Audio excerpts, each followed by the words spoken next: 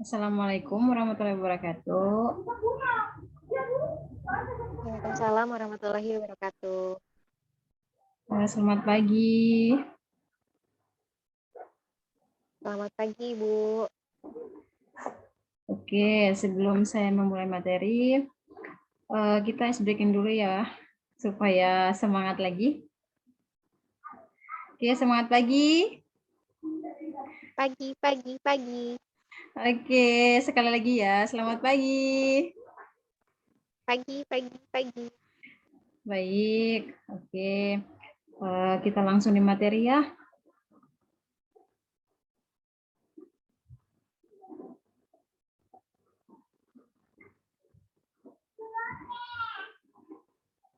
Materinya sudah bisa dilihat?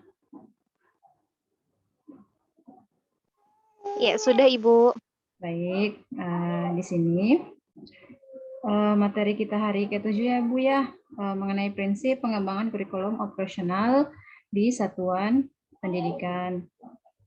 Nah, pengantar penyusunan kurikulum operasional di satuan pendidikan itu, di mana kurikulum operasional di satuan pendidikan itu memuat seluruh rencana proses belajar yang diselenggarakan di satuan pendidikan. Nah, sebagai pedoman seluruh penyelenggara pembelajaran untuk menjadikannya bermakna. Nah, kurikulum operasional satuan pendidikan dikembangkan sesuai dengan konteks dan kebutuhan pendidik dan satuan pendidikan. Jadi, kurikulum operasional ini kita harus menyesuaikan sesuai dengan konteks dan kebutuhan peserta didik ya Bu ya, dan satuan pendidikan. Kemudian, kurikulum itu adalah seperangkat rencana atau pengaturan mengenai tujuan, isi, dan bahan pelajaran serta cara yang digunakan sebagai pedoman penyelenggaraan kegiatan pembelajaran untuk mencapai tujuan pendidikan tertentu. Nah, pemerintah pusat menetapkan kerangka dasar dan struktur kurikulum yang menjadi acuan untuk pengembangan kurikulum operasional satuan pendidikan. Nah, komponen dalam kurikulum operasional ini disusun untuk membantu proses berpikir dan mengembangkan satuan pendidikan.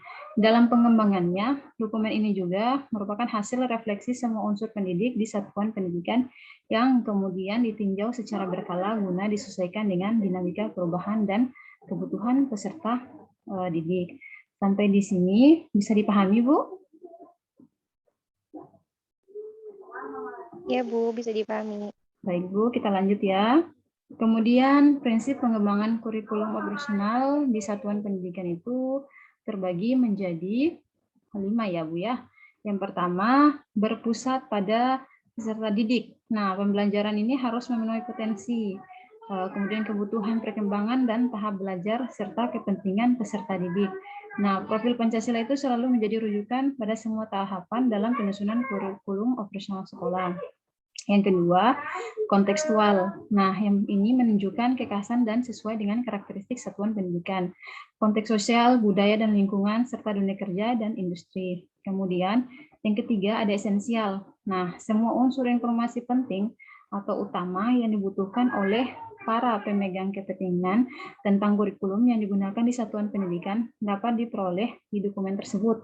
Nah, bahasanya lugas dan mudah dipahami, tidak mengulang naskah atau kutipan yang sudah ada di naskah lain. Nah, dokumen ini tidak perlu membuat kembali, misalnya lampiran Kemendikbud seperti capaian pembelajaran, struktur, dan lain-lain dalam dokumen kurikulum operasional. Kemudian kita lanjut, prinsip selanjutnya itu ada akuntabel. Nah, dapat dipertanggungjawabkan karena berbasis data dan aktual. Kemudian yang selanjutnya melibatkan berbagai pemangku kepentingan. Nah, di sini pengembangan kurikulum satuan pendidikan itu melibatkan komite satuan pendidikan dan berbagai pemangku kepentingan antara lain orang tua, organisasi, berbagai sentra, serta industri dan dunia kerja untuk SMK. Nah, di bawah koordinasi dan supervisi Dinas Pendidikan atau kantor kementerian yang menyelenggarakan urusan pemerintah di bidang agama sesuai dengan kewenangannya. Sampai di sini bisa dipahami, Bu?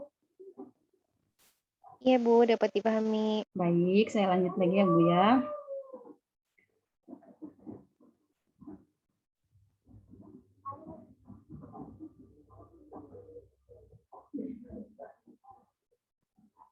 Mohon maaf ya Bu ya, ada yang. Oke, saya coba lagi ya.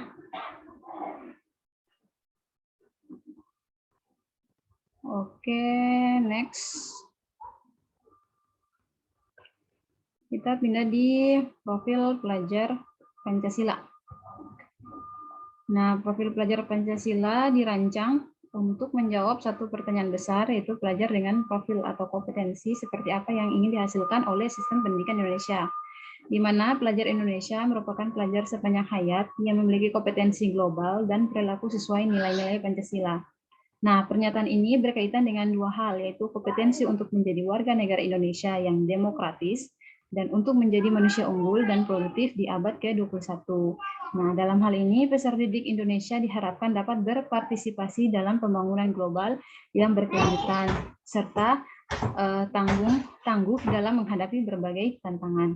Nah, profil pelajar Pancasila ini memiliki 6 kompetensi yang dirumuskan sebagai dimensi kunci. Nah, keenamnya saling berkaitan dan menguatkan, sehingga upaya mewujudkan profil pelajar Pancasila yang utuh membutuhkan berkembangnya keenam dimensi tersebut secara bersamaan dan tidak parsial. Nah, keenam dimensi tersebut yaitu yang pertama, beriman, bertakwa kepada Tuhan Yang Maha Esa, dan berakhlak mulia. Yang kedua, berkebinekaan global. Yang ketiga, bergotong royong. Keempat, mandiri. Kelima, bernalar kritis. Dan keenam, kreatif. Nah, dimensi-dimensi tersebut menunjukkan bahwa profil Pancasila tidak hanya fokus pada kemampuan kognitif, tetapi juga sikap dan perilaku sesuai jati diri sebagai bangsa Indonesia sekaligus warga dunia.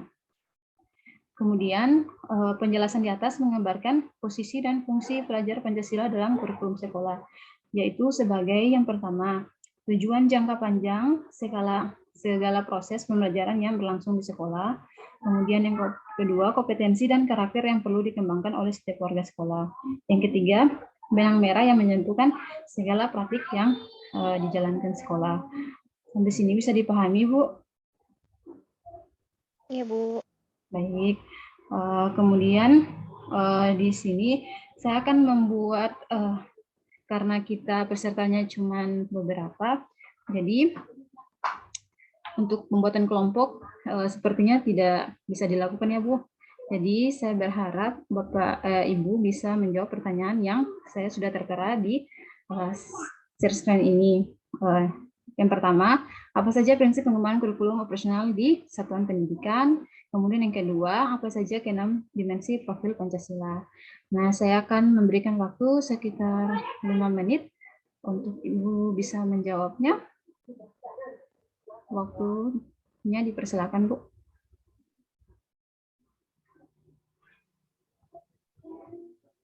Ya, baik, Bu. Saya langsung menjawab ya, Bu ya. Baik. Ya, oke, terima kasih Ibu. Untuk pertanyaannya pertama, saya akan mencoba menjawab tentang prinsip pengembangan kurikulum operasional di satuan pendidikan. Seperti yang sudah tadi Ibu jelaskan, bahwa prinsip pengembangan kurikulum operasional di satuan pendidikan itu memenuhi ada beberapa komponen, diantaranya berpusat pada peserta didik, akuntabel, dan seluruh pemangku kepentingan ikut terlibat di dalamnya. Kemudian untuk yang nomor 2, apa saja keenam dimensi profil pelajar Pancasila? Profil pelajar Pancasila itu ada 6 dimensi. Yang pertama, beriman, bertakwa, berakhlak mulia, kemudian gotong royong, kreatif, mandiri, bernalar kritis, dan berkebinekaan global. Itu mungkin Ibu. Terima kasih. Baik, Bu Nida, terima kasih atas jawabannya. Mungkin ada tambahan dari Bu Desi?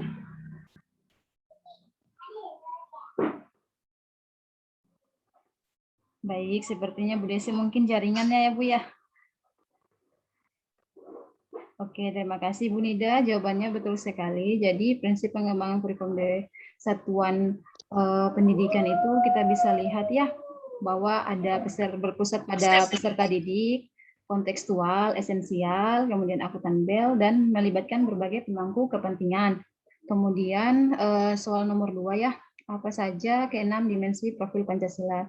Kita bisa tahu ya, profil Pancasila itu yang pertama beriman, bertakwa kepada Tuhan Yang Maha Esa, dan berakhlak mulia, berkebinekaan global, bergotong royong, mandiri, bernalar kritis, dan kreatif. Terima kasih Ibu Nida atas jawabannya. Sampai di sini ada yang belum dipahami atau mungkin ada tambahan atau sanggahan atau saran? Dipersilakan.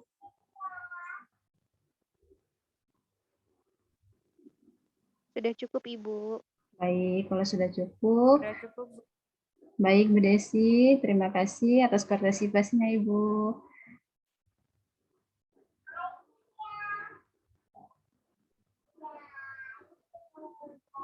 Oke, sekian dari saya. Waalaikumsalam warahmatullahi wabarakatuh. Waalaikumsalam warahmatullahi wabarakatuh. Terima kasih, Bu Nurul. Terima kasih Bu Nida, Bu Desi.